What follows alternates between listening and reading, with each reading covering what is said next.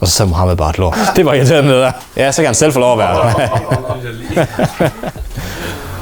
Well, I'm the technology evangelist here at Asetek, which means that I basically tinker with a lot of different things, as you probably can see on my desk. I do product development. I help our end users, so I help on Reddit and stuff. Privately, I've always been a gamer and an enthusiast. I love taking PCs apart and building new PCs, so that's just, I just found my ideal job here. I get to do my hobby every day. Obviously, there's a lot of different stuff as well.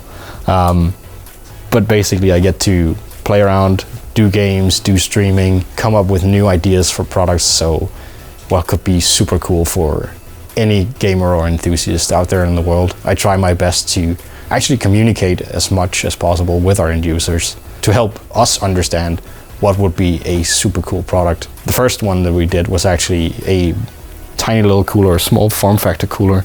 Don't even know if I have it here. I might.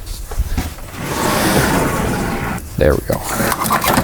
Which is this tiny little cooler, 92 millimeters, and it fits perfectly within these super small form factor builds, which are very popular lately.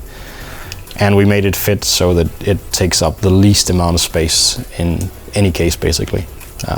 That was the first thing I did here. And yeah, pretty funny because no one else is doing something like this. We also do, for instance, stuff with Linus Tech Tips. So we have done a custom cap for them with RGB for their Linus Tech Tips Expo in 2020. If it happens, let's see.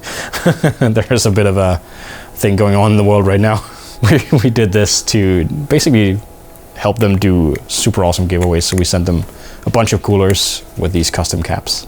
Behind me here is an example of how some of the hardware that we get sent from guys like Intel and AMD, EVGA I think is here as well. Pretty well represented, one of our customers. Basically what I do is I tinker a lot. So I play around with very expensive hardware and try to make new, interesting solutions for the average consumer. So some of that could be, for instance, when we look at new platforms such as the Intel platform over here, which is their overclockable Xeons, where we actually worked with Intel to do a custom liquid cooling solution for it. And then EVGA was nice enough to supply us with an absolute extremely crazy motherboard that we tinker around with. It actually has liquid cooling on the VRM, which is basically unheard of. We do weird modifications to existing products, such as painting them orange for absolutely no reason whatsoever, except to try to see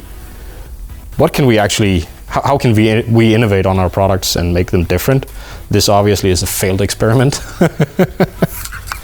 So an example of hardware that we should probably treat in another way is we have a motherboard here, which is right now in storage because we're making a new streaming studio. Some of the stuff that we do is directly hardware related. We talk about news. What do we do else? We do unboxings, new AMD chips, for instance. So we get samples before most others, and that's obviously super, super awesome. Well, you're not allowed to tell anyone about it, but it's still super fun.